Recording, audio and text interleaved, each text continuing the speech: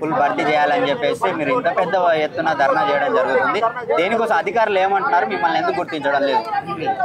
గత 70 సంవత్సరాలుగా చూసుకుంటే వ్యాయామ ఉపాధ్యాయులకు సంబంధించి తెలంగాణ ప్రభుత్వము ఏపీ ప్రభుత్వం ఉమ్మడి రాష్ట్రం కూడా ఉన్నప్పుడు కూడా ఏం పట్టించుకోలేదు. తెలంగాణ రాష్ట్రం ఏర్పాటుగా ఎంతో చాలా కష్టపడి శ్రమించినాము. తెలంగాణ రాష్ట్రం వస్తే కూడా స్పోర్ట్స్ కోటాలో ఇంకా జాబులు పిలిపించకపోతే మేము ఎందుకున్నట్టు. ఇతర రాష్ట్రాల్లో చూసుకుంటే స్పోర్ట్స్ కోటా సంబంధించి వ్యాయామ విద్యకు చాలా ప్రాధాన్యత ఉంది. మరి తెలంగాణ రాష్ట్రానికి వచ్చేసి వ్యాయామ విద్యకు ఎందుకు లేదు? ఒక మనిషి అన్ని విధాలుగా అభివృద్ధి చెందాలంటే వ్యాయామమే కారణం.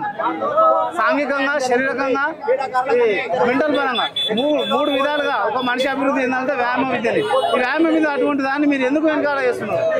సీఎం రేవంత్ రెడ్డి గారు మీరు స్పోర్ట్స్ ప్లేయర్ కాబట్టి, ఏది ఫుట్బాల్ ప్లేయర్ కాబట్టి మీకు అర్థమైంది. మా కోసం ఏంటంటే మాకు ఫుల్ఫిల్గా పోస్టులు ఫుల్ఫిల్ చేయట్లేదు. డిఎస్లా ప్రైమరీ, అప్పర్ ప్రైమరీ, హై స్కూల్లో పోస్టులు ఫుల్ఫిల్ చేయాలి. కాబట్టి మేము వేచిబారై చాలా మేము రౌడీలము దొంగలంగా మారిపోవడం కారణం ఏంటంటే ఇదే పరిస్థితి. కాబట్టి సార్ మీరు దయచేసి ఈ దృష్టిలో ఉంచుకొని ఈసారి డిఎస్సికి ప్రైమరీ, అప్పర్ ప్రైమరీ, హై స్కూల్లో పోస్టులు ఇవ్వాలని చెప్పేసి